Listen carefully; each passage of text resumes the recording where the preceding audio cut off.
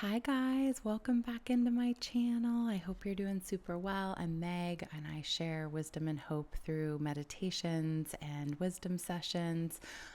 Also, lots of moon meditation and alignment. In today's video, I wanted to talk through the full moon in Aquarius and just sort of have a candid pep talk because I feel so strongly connected and I've already felt this energy as well as many of my loved ones and friends, I would say, for the last week or so.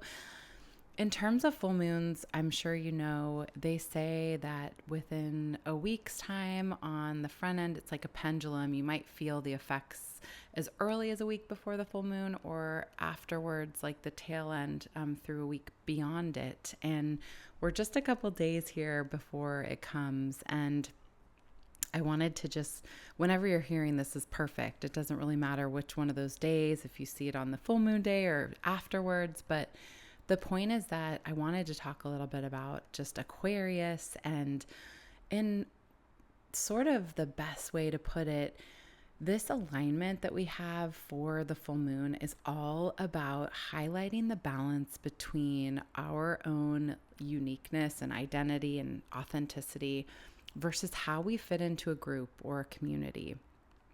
So it's almost like us versus community, independence versus collaboration, and the balance and towing the line between how we participate in larger contexts within society and our daily lives versus how we fuel ourselves and how we put forth projects and do things independently. As many of you know, Aquarius is an air sign. And so air signs, are very much in their heads. They're a little bit more intellectual and like the swords energy in the tarot cards, right? It's a little bit more heady, maybe less fiery or less heart, but a little bit more intellect. And these air signs are defined as, very independent, which is why I think this full moon's going to be feeling strong for many of us because we're going to be sort of up against our own independence. They're also very innovative. People that are born in Aquarius time are also like deep thinkers, but they very much value freedom and they can struggle with things like emotional detachment. Because they're such original and creative people, they definitely march to sort of the beat of their own drum and like to explore and write the story of their lives on their own terms. They're also extremely humanitarian focused, and I think a sign that's at the macro level looking for a way to impact societal change and like more equality and helping larger communities in general. They're highly cerebral and analytical and sort of the big picture thinkers. So if you are in a place right now where you're sort of looking at a bird's eye view or you're wanting to zoom out and look at more of an aerial view, it would be really great to think about some of the things that might be coming up for you during this moon. There's also like on the flip side of all the wonderful strengths, there's of course these opportunities that we have. Anyone with this kind of placement in their chart, there can be a little bit of like detachment, sometimes to a fault or, a stubbornness. It's a fixed sign. So, I think it's like once their mind's made up, we can have a tendency to just want to go full steam ahead. And also there's a little bit of that heady energy that can be a little bit like a firework, like it's a little unpredictable. There's like a wild and sort of unruly side to, and I can totally relate to this as a Sagittarius sun and moon because I feel like that's how Sagittarius is as well.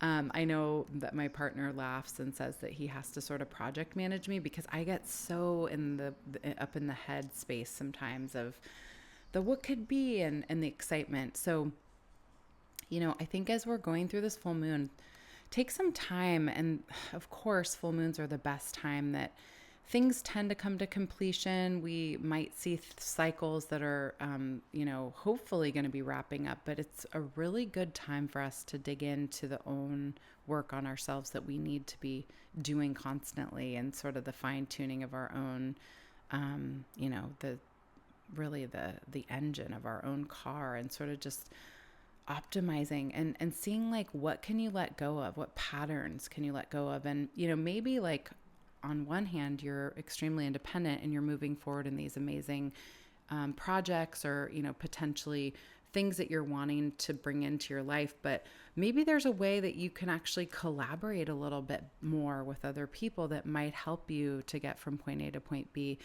We certainly cannot do everything on our own, guys. Like, I feel like it's really easy to sort of get siloed and think like, I don't want to ask for help, or I'm not sure what the next step is, so I'll just figure it out on my own. And I can appreciate and really honor and value someone that's resourceful and driven in that way, because I think it can help us in so many ways. But it's also really great to just sort of let your guard down and let that original creativity and the things that you really are trying to like put forth in the world. And maybe it's a good chance for you to sort of open it up and to work with somebody else, or to think about your own career and maybe a way that you could open up your own path of the next step that you take into a different area, or perhaps you've wanted to fine tune it into something that you could help other people with on a bigger scale. But I know that when we get into these full moons, there can be some really, really powerful energy. And I think, as I've just mentioned in this little sort of free flowing dialogue, we are going to be up against things that are coming up for us in our head. So you might have recurring thoughts that are coming through, or themes. Maybe some things keep popping up that you're having a hard time letting go of. And that's part of our work, doing the work on ourselves, is to like catch that thought, to mind garden, to be aware of those things that are coming in. Maybe it's belittling thoughts or self-talk that's negative. There's so many forms that sometimes come through, but I will say this, and I know I'm not alone. We are all very, very hard on ourselves. And when the energy gets, sort of exacerbated and expanded in a big way during these moon cycles, particularly during these endings, we might be clinging on to something that just needs to go away, and it's time for us to let go. It might be a version of ourselves. It might be a physical home.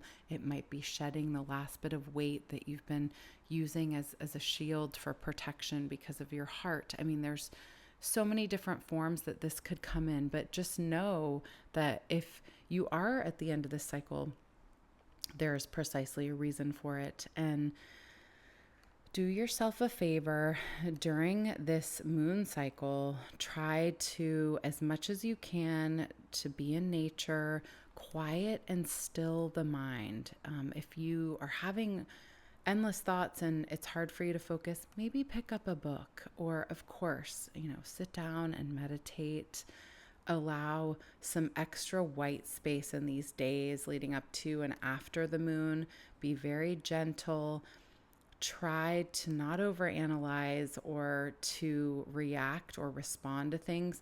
If something happens, maybe just take a moment to digest and rest. And sometimes our best course of action is to do nothing at all. I would say during this moon, it's sort of us versus ourselves. And I know that that's really sometimes the hardest.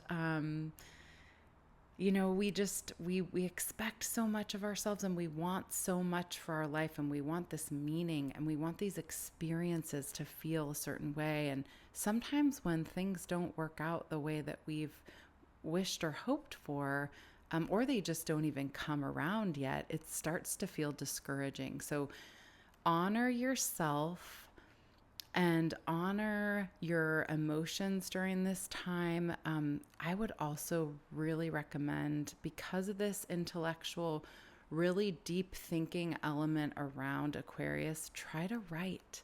If you're feeling like your mind is racing, writing is the opportune pathway and gateway to our higher selves. You can uncover things maybe that have been wanting to come out, maybe some patterns that you need to work through. Writing is so freeing. It's almost like a free therapy session. And when you do it consistently, you'll start to realize there's themes and things that are so clear that you can help to steward and shape your path along in the way that makes the most sense for you to be happy and to follow your heart. So I'm going to leave you with that, you guys. I'm also going to provide you with a meditation in another video, so stay tuned. But I wish you peaceful, deep healing and reflection for this moon. If you can, on the actual full moon, allow yourself to really bathe in the starry night sky. Maybe be in a dark room where you can meditate and peacefully just exist while you're still awake, but in a dream state. Be very gentle on yourself and try, if you can, which I know it's hard, to carve out space to be alone. Because again, this is going to be a moon that will be a reflection of what we're putting out and how we can authentically bring ourselves into the world in the best way and as our most authentic. I will be back soon with another video, and I'm sending you guys so much love and light and blessings. Namaste. Take care.